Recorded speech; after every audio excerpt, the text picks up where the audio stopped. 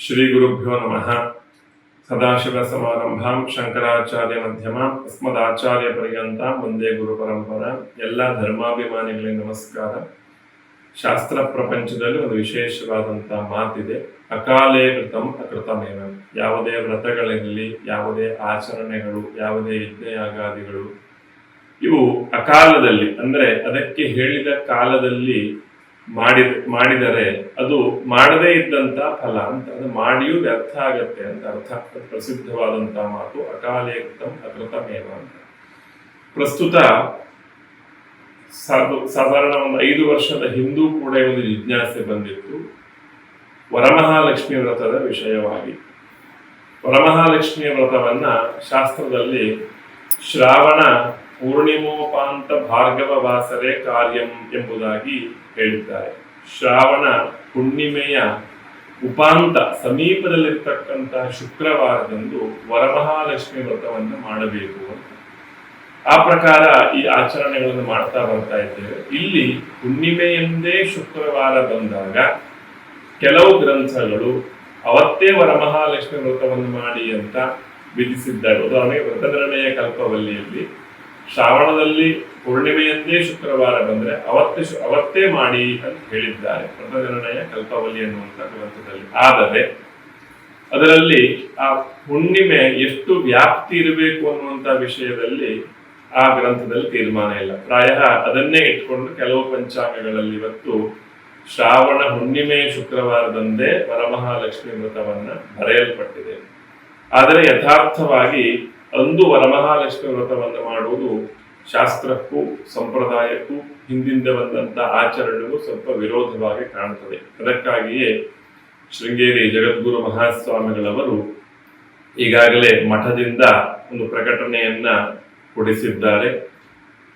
ವರಮಹಾಲಕ್ಷ್ಮಿ ವ್ರತವನ್ನ ಯಾವಾಗ ಮಾಡಬೇಕು ಎನ್ನುವಂತ ಅದರ ವಿಧಿಬೋಧಕವಾದಂತಹ ಪ್ರಕರಣದಲ್ಲಿ ಸಾಯಂಚಾರುಮತಿ ಮುಖ್ಯ ಚಕ್ರುಹು ಪೂಜಾ ಪ್ರಯತ್ನತಃ ವರಮಹಾಲಕ್ಷ್ಮಿ ವ್ರತವನ್ನ ಸಾಯಂಕಾಲದಲ್ಲಿ ಮಾಡಲಿಕ್ಕೆ ಹೇಳಿದ್ದಾರೆ. ಆದರೆ ಈಗ ಕೆಲವು ಆಚರಣೆಗಳಲ್ಲಿ ಬೆಳಿಗ್ಗೆ ಮಾಡುವುದು ರೂಢಿಯಲ್ಲಿ ಇದ್ದಿರಬಹುದು. ಆದರೆ ಆ ವ್ರತಕ್ಕೆ ಯಥಾರ್ಥವಾಗಿರ್ತಕ್ಕಂತಹ ಕಾಲ ಅಂದ್ರೆ ಪ್ರಧಾನ ಕಾಲ ಅನ್ನುವಂಥದ್ದು ಸಾಯಂಕಾಲ.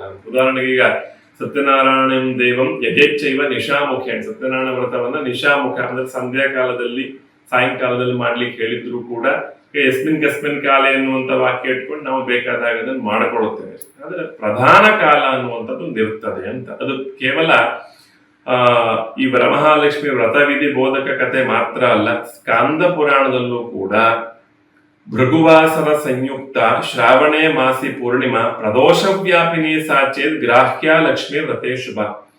ಹುಣ್ಣಿಮೆ ಶುಕ್ರವಾರ ಒಟ್ಟಾದಾಗ ಆ ಹುಣ್ಣಿಮೆ ಪ್ರದೋಷ ವ್ಯಾಪಿನಿ ಆಗಿರಬೇಕು ಅಂತ ಸ್ಕಾಂದ ಪುರಾಣ ಹೇಳ್ತದೆ.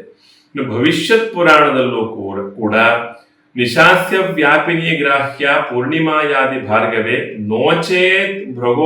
ನೋಚೇತ್ ಅರ್ವಾಕ್ ಭೃಗೋರ್ವಾರೆ ವರಲಕ್ಷ್ಮಿ ವ್ರತಂ ಚರೇತು ಅಂತ ಹೇಳಿದ್ದಾರೆ. ಅಂದ್ರೆ ಇಲ್ಲಿ ನಿಶಾಸ್ಯ ವ್ಯಾಪಿನಿ ಅಂತ ಹೇಳಿದ್ದಾರೆ ಭವಿಷ್ಯೋತ್ತರ ಪುರಾಣದಲ್ಲಿ. ಅಂದ್ರೆ ಸಂಧ್ಯಾಕಾಲದಲ್ಲಿ ಸಾಯಂಕಾಲದಲ್ಲಿ ವ್ಯಾಪ್ತಿ ಬೇಕು. ಸ್ಕಾಂದ ಪುರಾಣದಲ್ಲಿ ಪ್ರದೋಷ ವ್ಯಾಪಿನಿಯಾಗಿ ಆ ಹುಣ್ಣಿಮೆ ಇರಬೇಕು ಎಂಬುದಾಗಿ 2-3 ಗ್ರಂಥಗಳಲ್ಲಿ ಹುಣ್ಣಿಮೆಯ ವ್ಯಾಪ್ತಿಯನ್ನಿಟ್ಕೊಂಡು ವರಮಹಾಲಕ್ಷ್ಮಿ ವ್ರತದ ನಿರ್ಣಯವನ್ನು ಹೇಳಿದ್ದಾರೆ.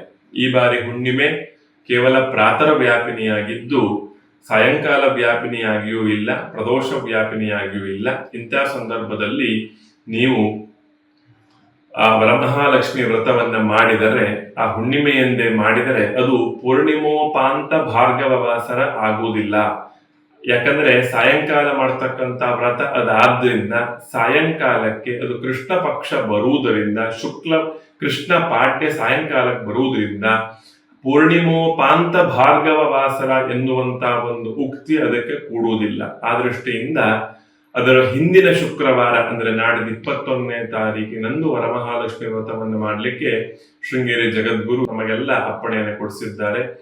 ಶೃಂಗೇರಿ ಶಕ್ತಿಪೀಠ ಶಾರದಾ ಪೀಠದಲ್ಲೂ ಕೂಡ ಹಿಂದಿನ 1912 ಅದಕ್ಕೂ ಹಿಂದಿನ 2-3 ಇಂಥ ಸಂದರ್ಭಗಳಲ್ಲಿಯೂ ಕೂಡ ವರಮಹಾಲಕ್ಷ್ಮಿ ವ್ರತವನ್ನ ಹುಣ್ಣಿಮೆ ಪ್ರದೋಷ ವ್ಯಾಪಿನಿಯಾಗಿ ಸಾಯಂ ವ್ಯಾಪಿನಿಯಾಗಿ ಇಲ್ಲದೇ ಇದ್ದಾಗ ಅಂದೇ ಆಚರಿಸಿದ್ದಾರೆ, ಹಿಂದಿನ ಶುಕ್ರವಾರಕ್ಕೆ ಆಚರಿಸಿದ್ದಾರೆ. ಯಾವಾಗ ಪೂರ್ಣ ವ್ಯಾಪ್ತಿ ಉಳ್ಳಂತ ಸಾಯಂ ಪ್ರದೋಷ ವ್ಯಾಪಿನಿ ಪೂರ್ಣವಾಗಿರ್ತಕ್ಕಂಥ ಹುಣ್ಣಿಮೆ ಶುಕ್ರವಾರ ಒಟ್ಟಾದಾಗ ಅಂದೇ ವರಮಹಾಲಕ್ಷ್ಮಿ ವ್ರತವನ್ನು ಆಚರಿಸುವುದು ಇದು ಸಂಪ್ರದಾಯದಲ್ಲೂ ಕಂಡು ಬಂದಿದೆ. ಶೃಂಗೇರಿ ಶಕ್ತಿಪೀಠ ಶಾರದಾ ಪೀಠದ ಪರಂಪರೆಯಲ್ಲೂ ಇದು ಕಂಡು ಬಂದಿದೆ. ಹಾಗಾಗಿ ಮಹಾಜನಾಹ ಏನಗತಾಸ್ತ ಪಂಥಃ, ಅದರಿಂದ ಮಹಾಜನರು ಯಾವ ದಾರಿಯಲ್ಲಿ ಹೋಗಿದ್ದಾರೋ ಅದೇ ದಾರಿಯಲ್ಲಿ ನಾವು ಹೋಗುವುದು ಕೂಡ ಶ್ರೇಯಸ್ಕರವಾದ್ರಿಂದ ನಾಡಿದ 21ನೇ ತಾರೀಕಿನಂದೇ ವರಮಹಾಲಕ್ಷ್ಮಿ ವ್ರತವನ್ನು ಆಚರಿಸುವುದು ಶಾಸ್ತ್ರಕ್ಕೂ ಸಂಪ್ರದಾಯಕ್ಕೂ ಸಮ್ಮತವಾಗಿದೆ ಎಂಬುದಾಗಿ ಹೇಳಲಿಕ್ಕೆ ಬಯಸ್ತೇನೆ.